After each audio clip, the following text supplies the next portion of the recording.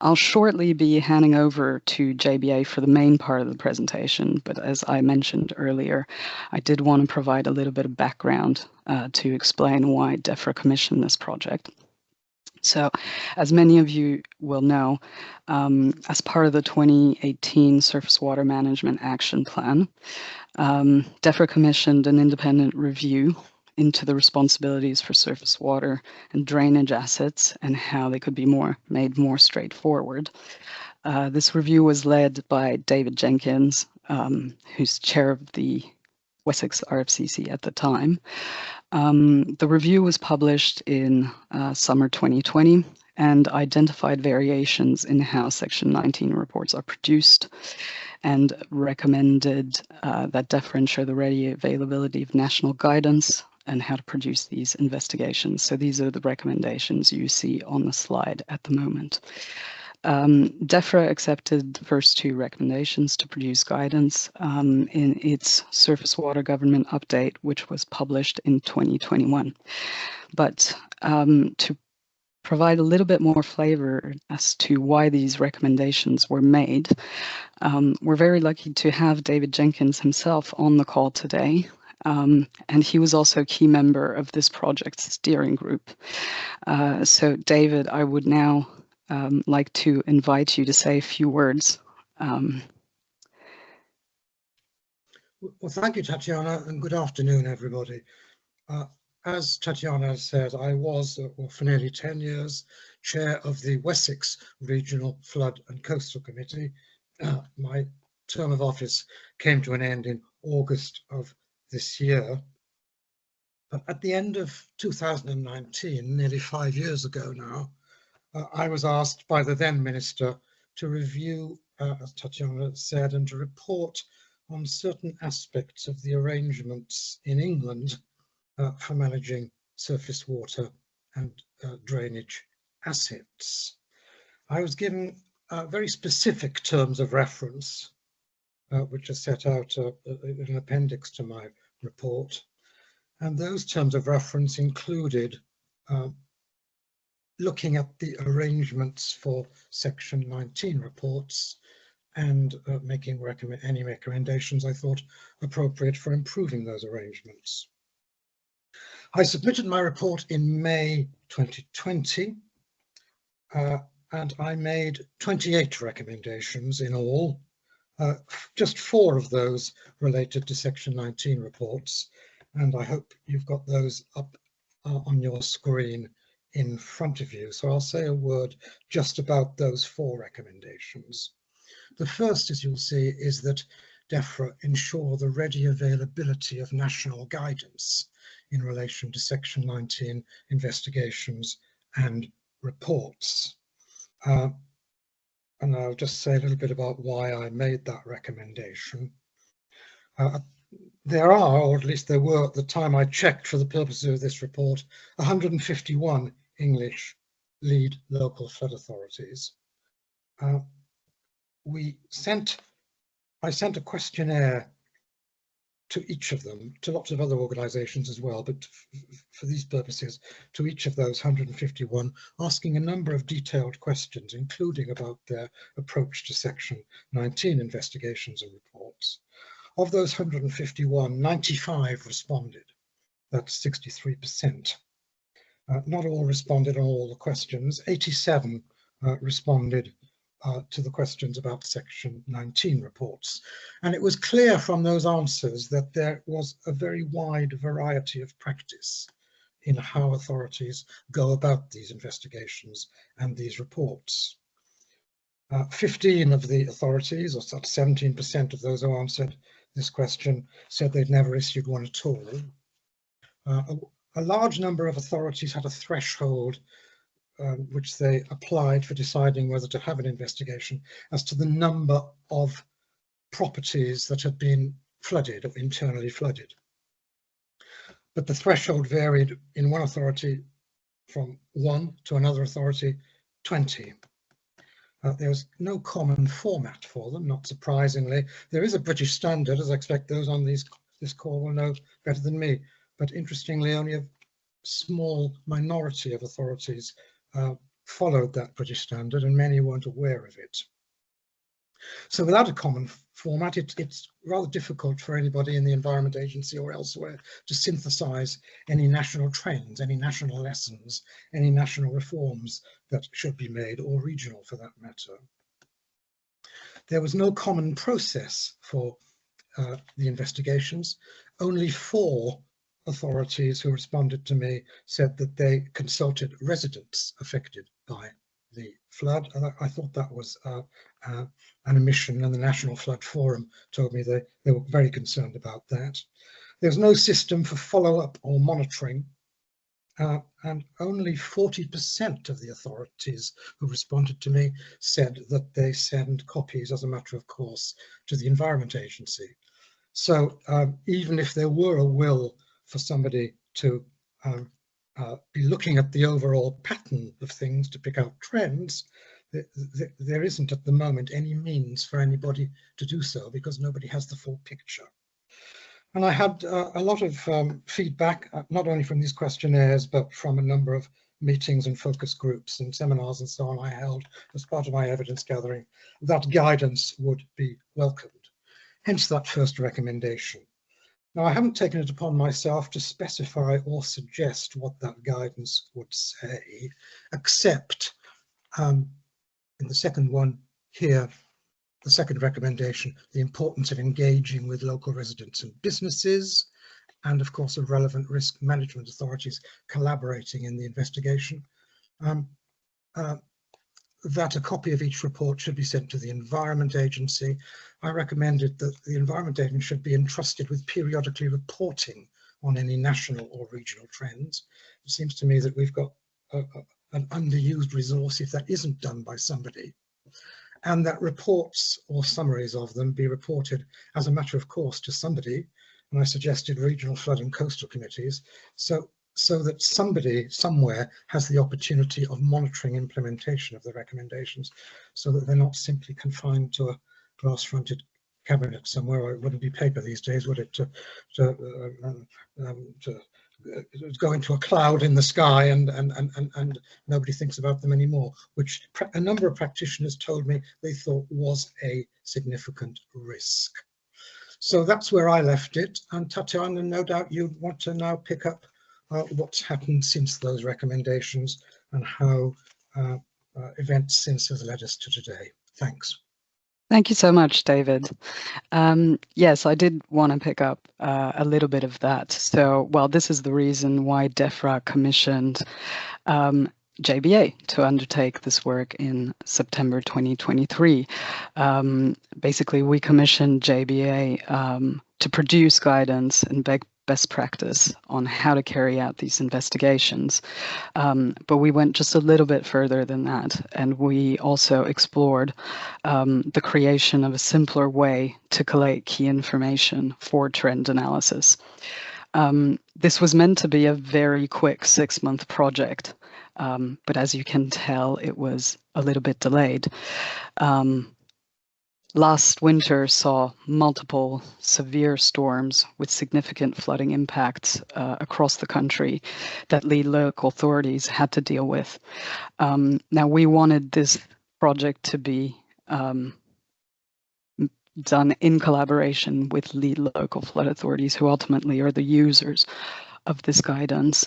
And we wanted to work kind of on a co-production basis. So we made the decision to delay any engagement with LLFAs when all these storms hit to the end of January 2024. We then had an election this summer and a new government come in, which meant we once again had to delay some engagement with LLFAs. But we are here, we've made it, the guidance a lot of you will have seen, I think, various drafts of.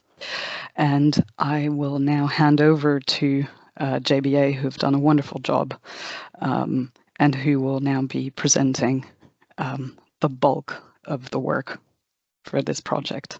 Over to you, Thomasin and Anna. Thanks, Tatiana. Yes, so my colleague Thomasin and I will just talk you through now the work that went into the guidance, how we went about it, and you know, what the thinking process is in terms of where it ended up.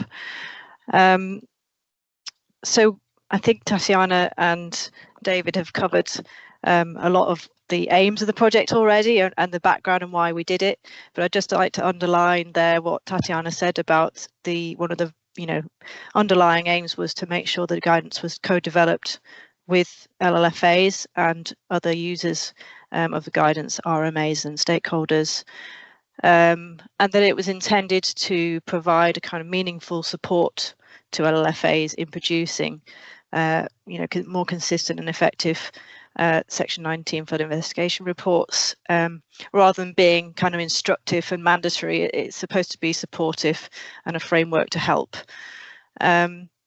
And also the intention to sort of help collaboration between RMAs on these matters and to involve the communities as well.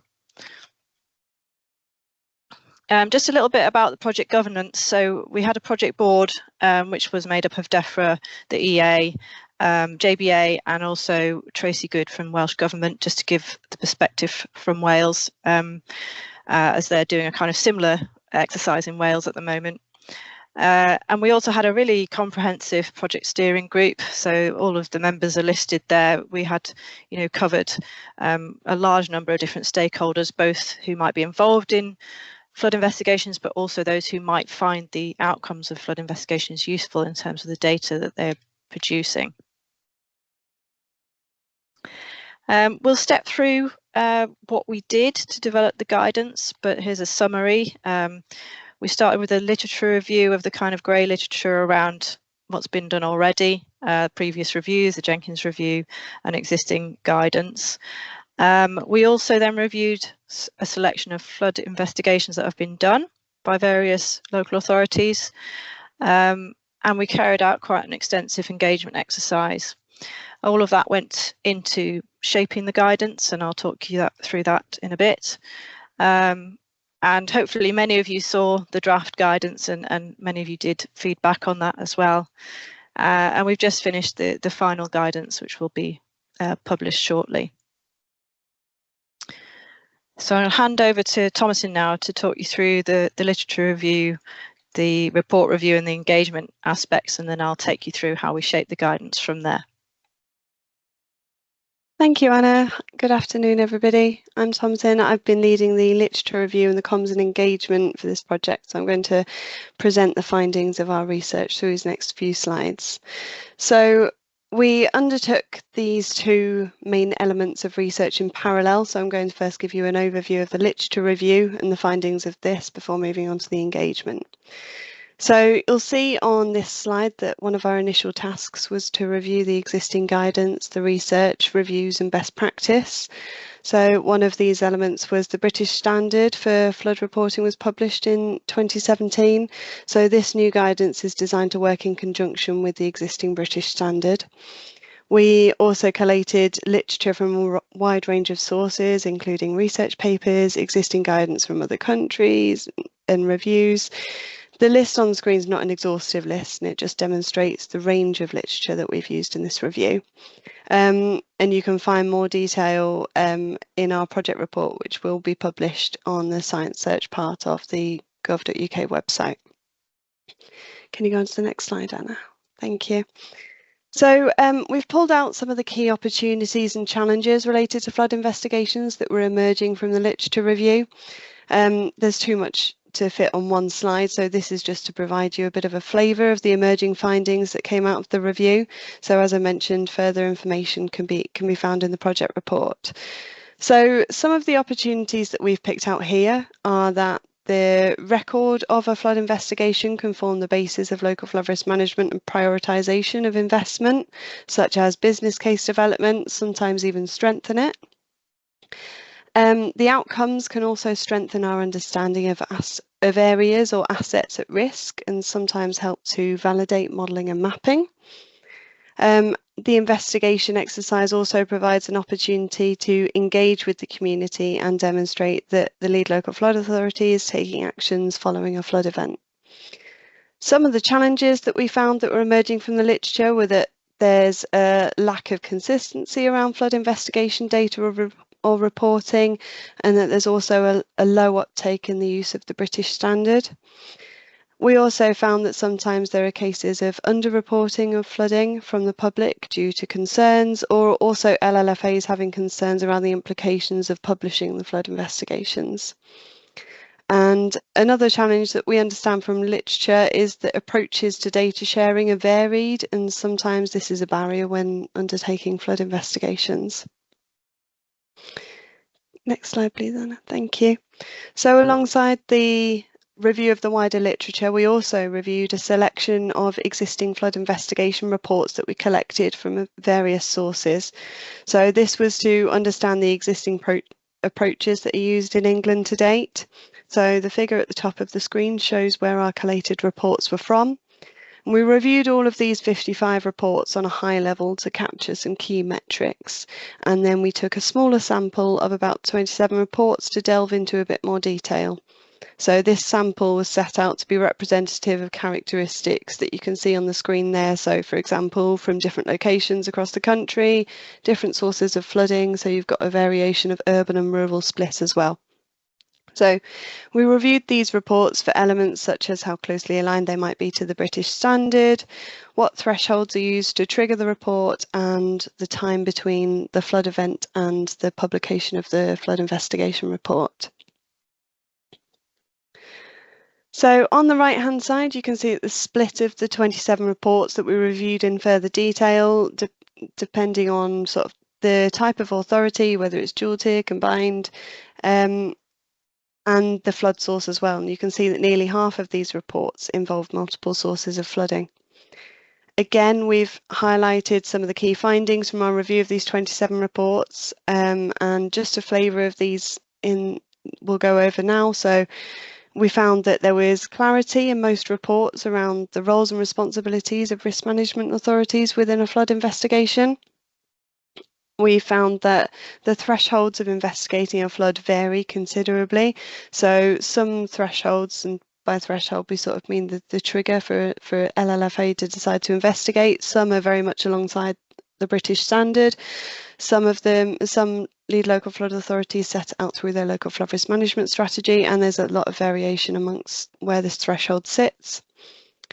We also found that most reports produce recommendations, but there's rarely an update that we can find that's published on these. There's also a variation as to whether the flooded community has been involved, and also to what extent they were involved or engaged. And the average period between the flood event and the publication of the Section 19 report for the shortlist of the 27 reports was just under a year and a half.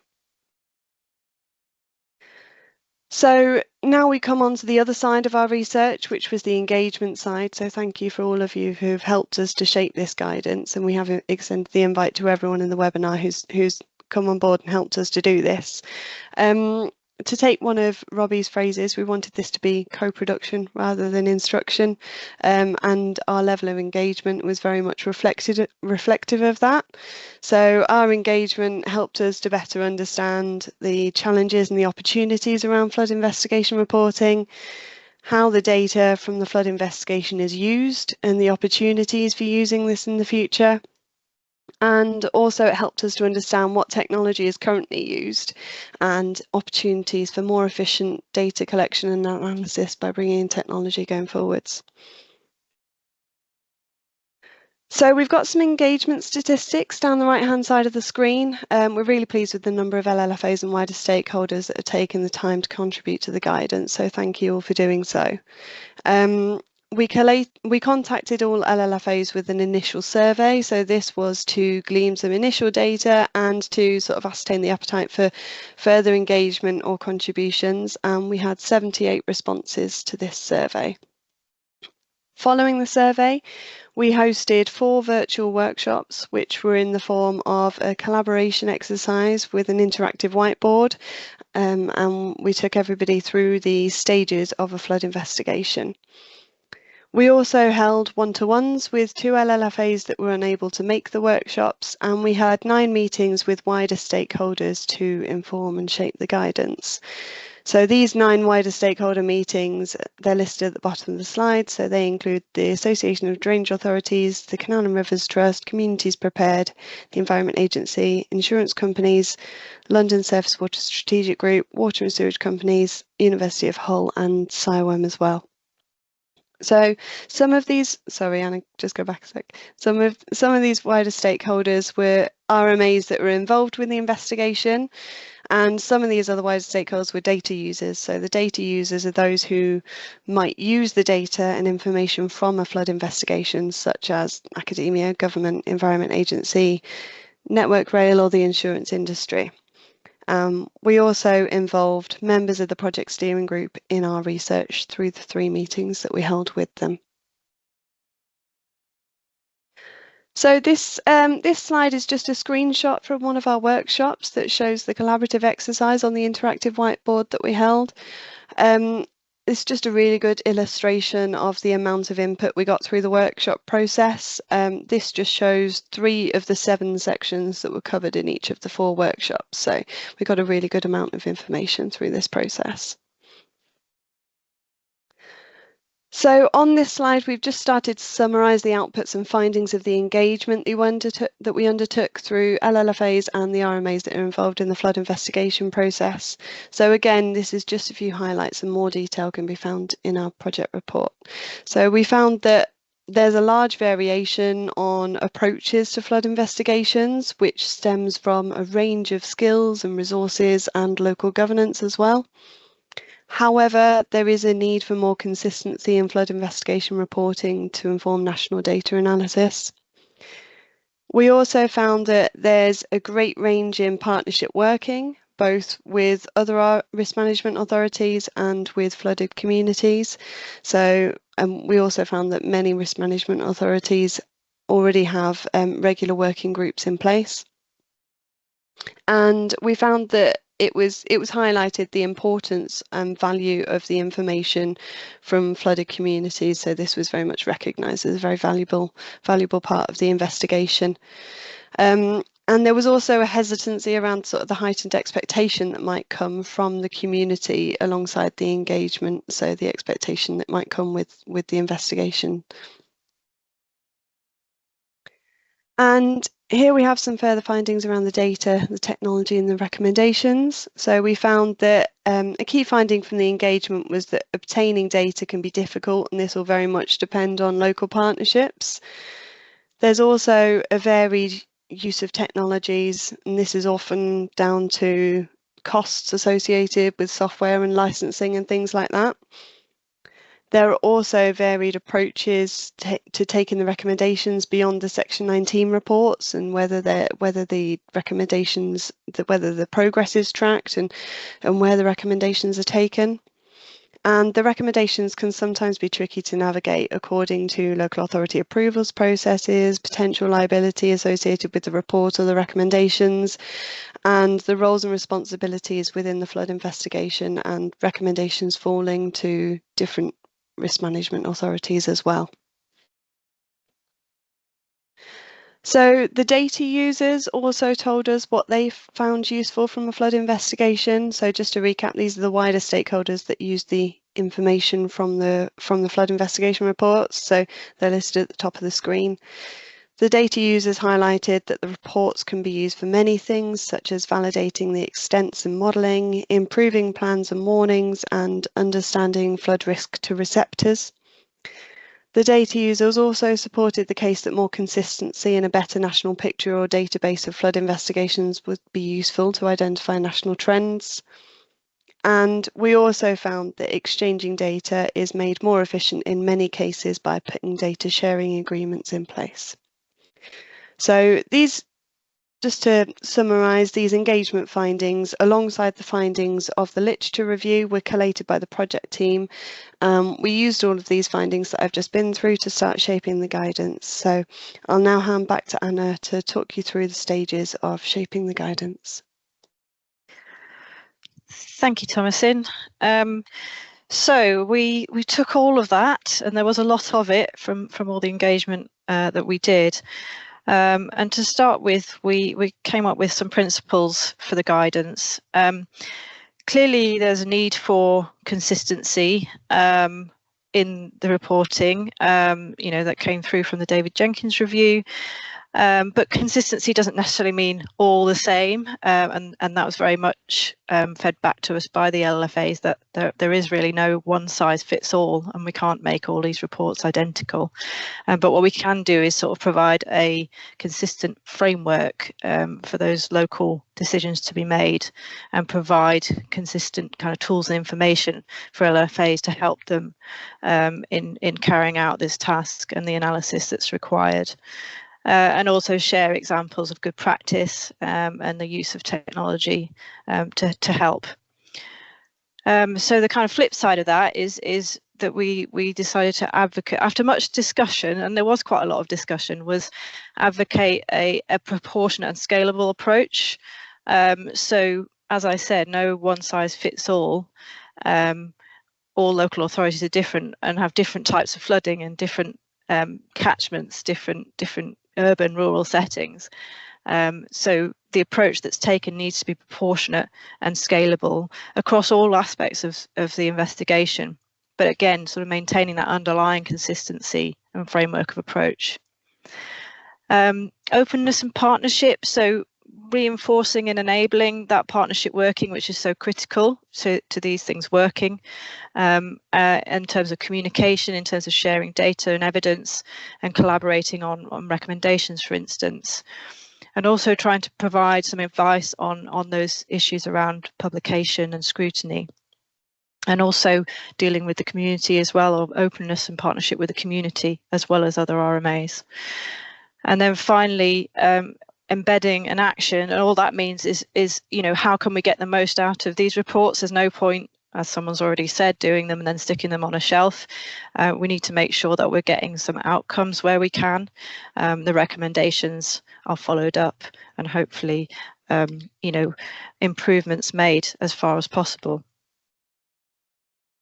So I'm going to run through kind of a summary of where this took us in terms of a sort of general overview of the guidance, and then stepping through each of the stages of a flood investigation, and what our thinking was when we wrote the guidance, pulled out of all of that engagement that we did. So first of all, just to underline, the guidance is intended to support you in carrying out these investigations. It isn't mandatory or statutory, but it is, hoped that by it being there, it will help to bring that consistency of approach.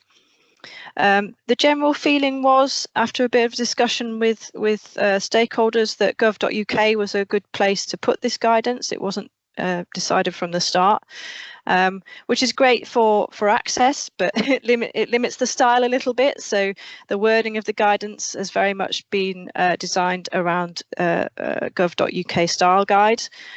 As part of that, the guidance had to be written for a user, so it's been written for you as the LLFA user, but that doesn't mean to say it isn't useful for anybody that's involved in flood investigations, including all other RMAs, even potentially the public might read it, but it's written from the perspective of you as the LLFA user. We've tried very much to keep it in plain English, as non-technical as possible, and reasonably concise, although there was a lot of content in it in the end. We did collect some best practice case studies, or good practice case studies, during the engagement from local authorities. These weren't included in the draft that was circulated, but they have been included in the final version. We have made careful use of the words must, should and could. So we've used must where something is mandatory through the statutory obligation, and then should where we think it is a really good idea to do it, and then could where it's perhaps over and above what some local authorities might be able or prepared to do. But we didn't want to miss anything out just because not everyone might be able to do it, or it might not be appropriate for every investigation. And we certainly found examples of local authorities doing all of the things that are in there. We've tried to make it clear what the sort of basic expectation is, but also where that value can be added. At no point was anyone going to change any legislation, so we're working within the existing legislation. We've tried not to reinvent the wheel, so where there is existing guidance, for instance, around engaging with communities, we have pointed to that through hyperlinks to external websites rather than rewriting or sort of reiterating it ourselves. So the first stage of an investigation is identifying the need to investigate or to carry out a Section 19 flood investigation. And it's already been mentioned around the decisions for local criteria or thresholds to trigger that investigation. So we realised we need to give a steer to actually for local authorities to define and publish those criteria. Many local authorities do have criteria or use criteria, but it's not always clear what they are. Some don't have any at all. So we would advise that those were published in, for instance, in a local flood risk management strategy or on a council's website. We have, again, after much discussion with stakeholders, we have not set a fixed threshold for a flood investigation, and that was because of the variation across the country. You know, in many cases, you know, where there's higher flood risk, then that threshold may need to be higher, or where there's less properties flooded each time, it may need to be lower. So what we ended up doing was to describe the things that you might want to consider when you're setting your own local criteria, and then give you that local decision making. So, you know, we've described what you might consider in terms of receptors. So number of properties is the obvious one, but also critical infrastructure and even perhaps risk to people. What scale you might want to look at for a flood investigation. How the duration and frequency of flooding might affect that. So if you had a long duration flood but with much less properties flooded, but it had a high impact, then you may want to put in a criteria around that.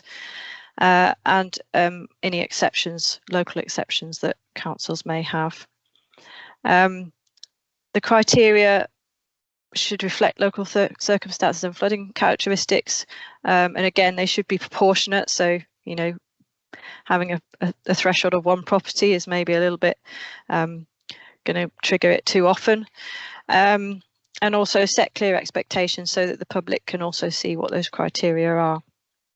We've also provided an example set of criteria. So again, there was disagreement from LLFAs over whether that was needed or not. Some felt it would be very useful. Others said we don't need it.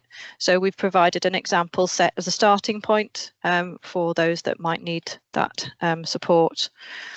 And then there's some advice around potentially when you might do a combined investigation. So if there's been a couple of events in close succession, for instance, or flood has covered a couple of different areas, and you might want to combine those together rather than produce a separate report. And also, even, you know, some councils have joined forces where flooding has gone across boundaries to help to resource flood investigations. In terms of engaging with the community, this was an important aspect. As you saw, one of the Jenkins recommendations was around trying to make sure that the community are included in these investigations. They have a wealth of knowledge about what happened, and obviously they're very interested in getting involved. So basically, you know, we're underlining the importance of that. As I said, we're flagging towards existing local government association guidance on ways of engaging rather than kind of writing our own set of guidance on that. We've tried to provide guidance around how to respond in the immediate aftermath of a flood event, and working with those Category 1 response staff, but also what happens in the longer term and how to involve the community in the investigation and potentially fact checking or reviewing draft investigations. Also, where communities are flooded regularly, we've kind of emphasised that perhaps proactive engagement in peacetime could help to you know, include the community in that data collection in a more proactive way. In terms of working with partners, the guidance needed to underline and strengthen that importance We've pointed towards the duty to cooperate in the Flood and Water Management Act and underlined and clarified that, but also just tried to underline the importance of partnership working in producing a successful investigation and successful recommendations.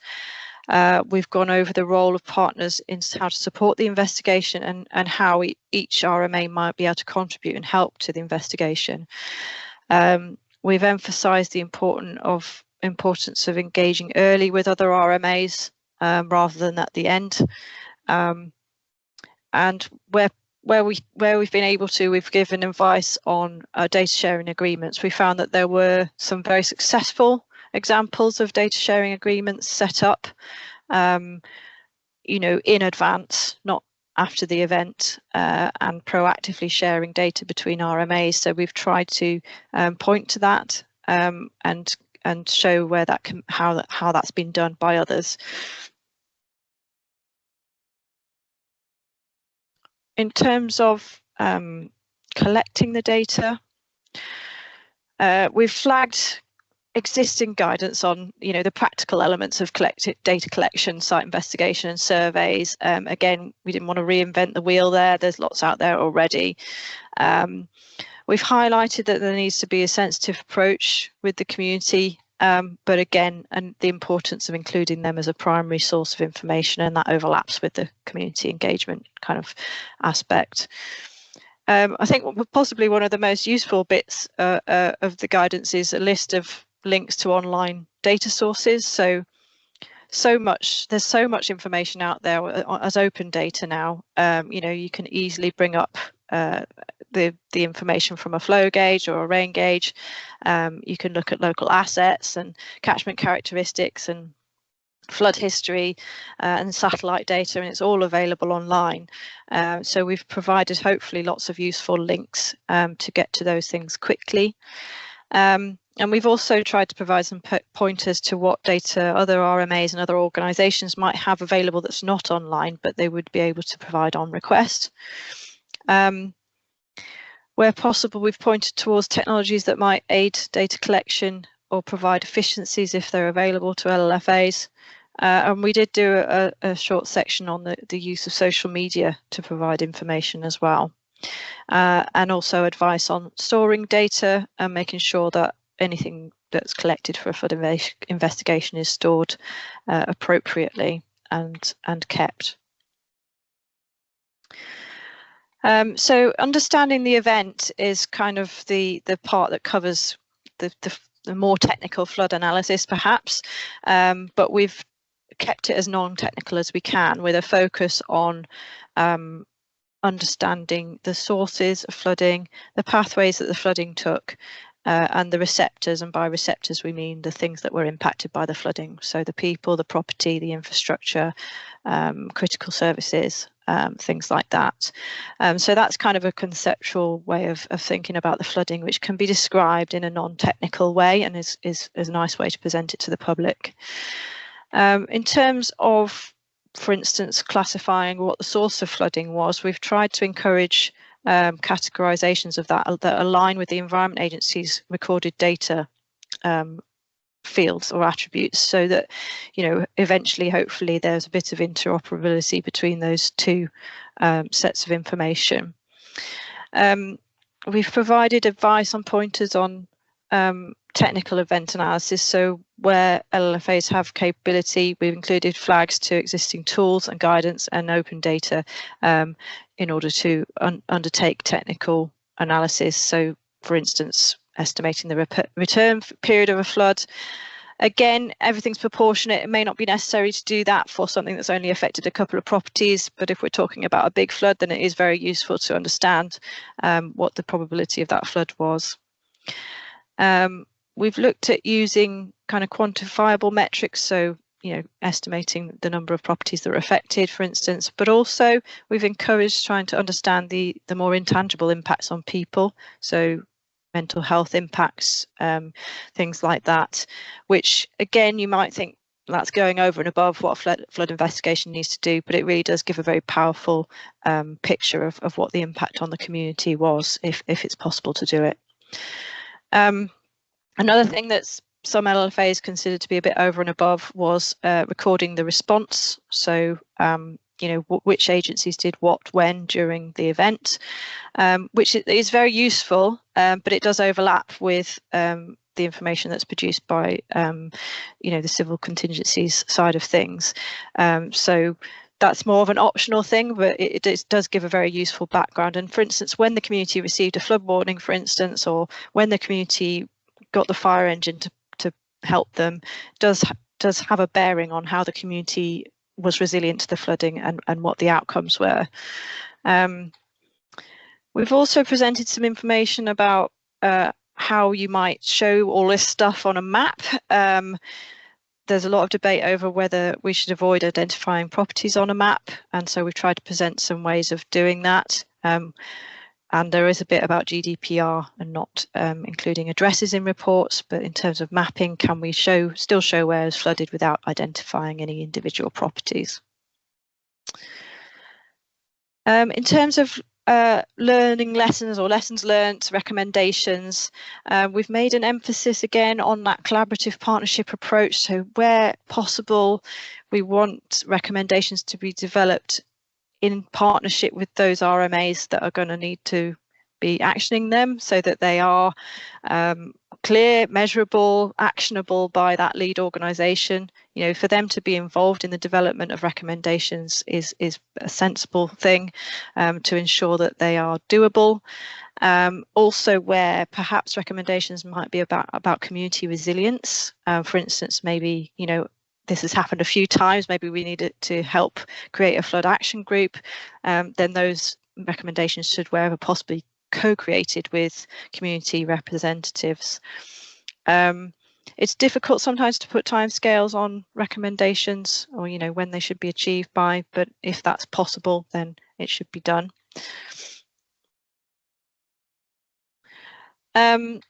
Publishing and sharing the report.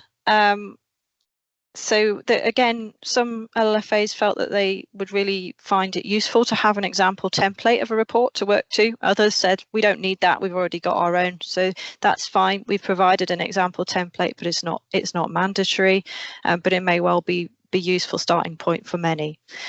As I mentioned, we provided some pointers on data protection, pointers on accessibility and how to write a public facing report. We've recommended inviting feedback from the key stakeholders, i.e. the community and RMAs, before a report is published if possible. And that may just be in terms of just fact checking and making sure that everything that's presented is correct. There was again debate around whether we needed to set a timescale for the production of a report, and obviously if there's been a lot of flooding, it can be very difficult to produce all the reports that are needed within a certain time. So we've kind of said, you know, an aim would be to have a draft report 6 months after a flood event, because if it goes on too long, it's not very useful. But that is again just an aim. It's not mandatory. It's just a kind of guideline as to what would be reasonable if resources allow.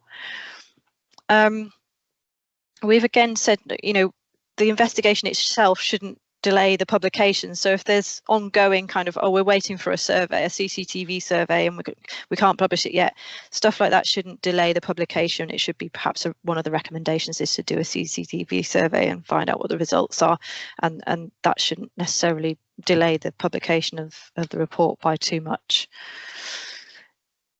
And finally, in terms of next steps, we wanted to put in a bit about, you know, helping to track progress. So again, so these things aren't left on the shelf.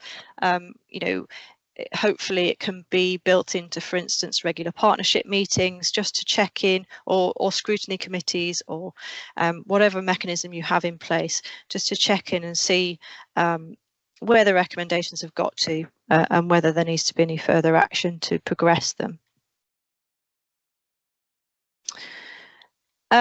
We shared the draft guidance with all the LLFAs and stakeholders and anyone that had been involved in the project up to that point. And again, thank you so much for your responses. We had about 42 responses via our online form and email, with lots of great feedback on on the draft guidance.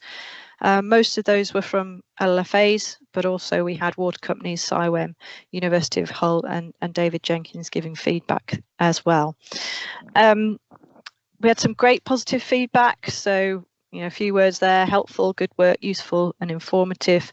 And it was felt that those principles and setting out the importance of flood investigations was useful, and that also we had that bit of feedback that case studies would be useful, and that's why we've put them in as well to the final guidance.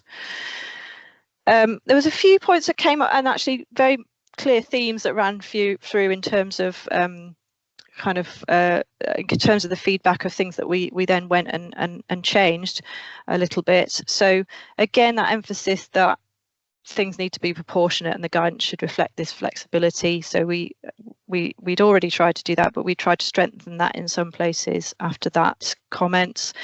Again, the guidance goes above and beyond what should be required under the legislation. Well, the legislation is really, really bare minimum. So again, we've tried to make it clear what's a must, what's perhaps a should, and what is a could if you want to, if you're going over and above. We had a lot of comments on the section around the category 1 responders and the response phase, and making it clear that the LLFA is not usually part of that response, although they are part of the local authority. So we've rewritten and restructured that bit a bit. I've already covered the timescale aspect, and that it's not the duty of the LLFA to monitor the progress of recommendations. So again, we've tried to make that a little bit clearer in the final version. And then I've just got a couple of slides at the end about the pro forma. So the way of collecting data, which Tatiana mentioned earlier. So in terms of trying to gather together the information from all the Section 19 flood investigations that are done across the country and pull out trends, metrics from that in order to help to progress flood risk management, particularly on surface water flooding and combined sources of flooding. I haven't got much time left, but I'll whiz through this bit. So generally, stakeholders agreed that we could make better use of that data, but they didn't want it to be an onerous kind of burden on LFAs to be providing that data, to the government or the EA. So we tried to make it a very simple form with a very basic minimum requirement of metrics. So we classified the metrics that you might collect from a Section 19, so things like number of properties flooded, and we looked at how important they were in terms of kind of overarching trends. We've shared this with some of the data users and got some feedback, and then developed a kind of basic spreadsheet pro forma as a data capture tool. That was shared alongside the draft guidance, and again we got some feedback comments on that as well. It has sections set out in line with the different sections of the guidance, and it's got quite a small number of kind of required questions as that minimum amount, but it does then allow additional information to be added if the LFA wishes.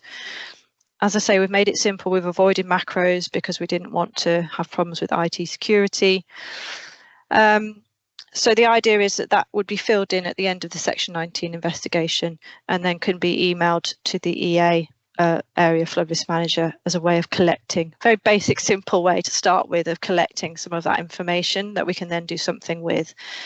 We'd also suggest it's provided alongside the final flood investigation report, published alongside it, so that any other interested data users that might find it useful could download it and use it. We also thought it could be used potentially as a simple flood investigation report on its own if you end up with, perhaps needing to do one for a small number of properties, for instance. And that's it from me. As someone's already said, the final guidance will be published on gov.uk soon, and our research report, which Thomasin went through, will be published on Science Search soon as well. So I'll hand back to Tatiana. Thanks very much for listening. Thanks, Anna and Thomasin. That was a really good presentation. Just before I move on to our kind of quick next steps section, I just wanted to flag that we'll be changing the poll question in a few minutes. So if you did want to provide a response to that first one, please do so now, because there will be another one after next steps, and I'll prompt you when that one's available. So in terms of next steps, as has been mentioned a few times, the guidance hasn't been published yet. It will be published in due course on gov.uk. We've just got a few things to finalize on the Defra side before that happens. And the data collection pro forma will be provided alongside it. There's also a report setting out kind of the project process that will be published on Science Search, which is Defra's research platform on gov.uk. And once all that's available, we'll be getting in touch with all the stakeholders that were involved in the project, everyone that's online today, to let you know that's happened, and we'll provide the links. So just coming back to kind of that first slide, which showed the Jenkins recommendations, we did want to say a few things about kind of the national interest there is in finding a way to better using the rich data that Section 19 reports provide. And to do that, I'd like to invite Becky George from the Environment Agency to quickly set out, well, what the EA is keen to explore. Over to you, Becky. Thanks, Tatiana. Hello, everyone. Yeah, so just going to give, I guess, a quick summary of what we're thinking. So the Environment Agency has supported Defra in the development of this guidance, as we know the value of the information that can come from these investigations and reports. We're therefore now exploring how we could take forward the other recommendation made by David on identifying any national trends from the information provided to us and sharing the results of what we find. That's why there is a line in the guidance asking LLFAs to share the reports with their local area flood and coastal risk manager. So my team can then collate this information nationally. As David said in his introduction, and what others have highlighted in the presentation, is we believe one of the benefits of this guidance is that it will bring some greater consistency, which will now better enable us to do this sort of national analysis work. And I'll be working with colleagues to define the scope of this work further over the next few weeks. That's it from me, Tatiana. That's all I wanted to just touch on, so I'll hand back to you. Thanks, Becky. As I said earlier, we're about to change that second poll question, so please do keep an eye on it and provide a response. I think this now moves us on to our Q&A section. I do see there have been some questions coming into Slido, so I'd like to